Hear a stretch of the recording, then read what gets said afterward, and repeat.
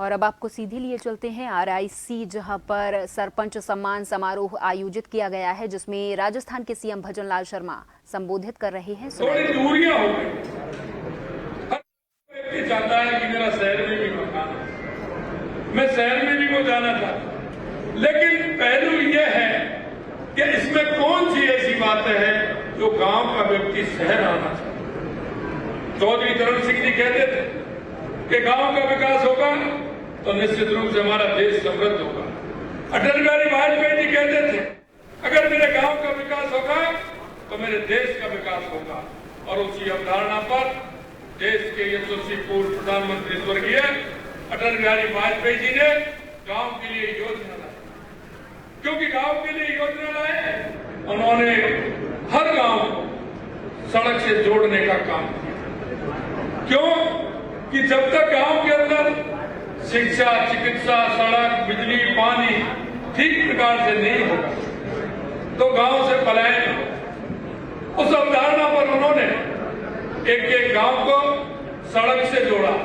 और इसमें भी ये नहीं, क्योंकि सरकारें होती हैं, तेरे मेरे का काम करती हैं, और जो लंबे समय से सरकार रही है उसने तेरे मेरे का काम किया है, इसलिए गांव और शहर की दूरी भी बढ़ी। लेकिन उन्होंने पूरा नियम बनाकर उन्होंने कहा कि जो सबसे ज्यादा 2000 के ऊपर की आबादी वाला गांव होगा उसको पहले फेज में जोड़ा जाए। उन्होंने कहा कि अगर 1000 की आबादी वाला गांव होगा तो उसको दूसरे फेज में जोड़ा जाएगा, और 500 की आबादी वाला होगा उसको तीसरे फेज में जोड़ा जाएगा, और लास्ट में थोड़ी जनसंख्या वाला होगा उसको चौथे फेज में जोड़ा जाएगा। आज मैं कह सकता हूं कि आज मेरे गांव को जो जोड़ा है वो माननीय अटल बिहारी वाजपेयी जी की योजनाओं ने जोड़ा है। आज मेरे हर गांव यही था, क्योंकि गांव में शिक्षा, चिकित्सा का अभाव, बिजली नहीं होना, और ये सबसे बड़ी बात जो हुई वो ये कि जैसे ही देश में आजादी के बाद सरकार बनी, उन्होंने बड़े बड़े उद्योगों की कल्पना की, पाश्चात्य संस्कृति को लेकर कल्पना की।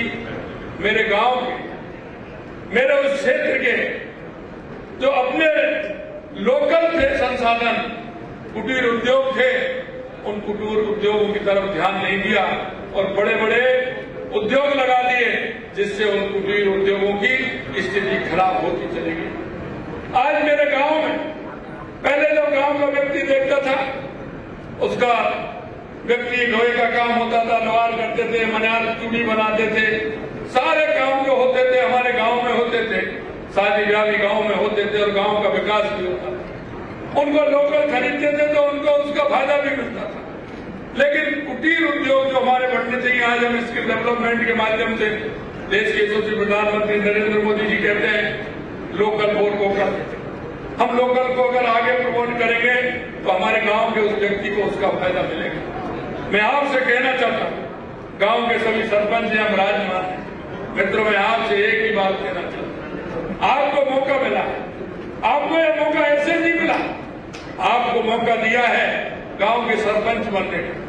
गांव के सरपंच बनकर के वो सेवा आप कर सकते हैं, वो सेवा आप गांव में रह करके कर सकते हैं। गांव की छोटी छोटी बातें होती हैं लेकिन बहुत महत्वपूर्ण होती है। मुझे ध्यान आता है, आज भी जब मैं गांव जाता हूं, मेरे गांव की बूढ़ी दादी मेरे से कहती है कि भैया मेरी पेंशन, वो गांव की दादी कहती है भैया आपने जो मकान आवास का बनवाया वो मकान है, उस मकान को थोड़ा और बड़ा बनवा दीजिए।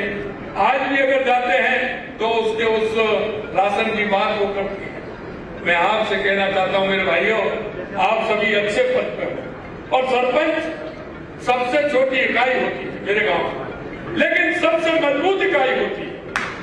केंद्र और राज्य से जाने वाली योजना वो सरपंच तक पहुंचेगी, और वो सरपंच तक पहुंचेगी।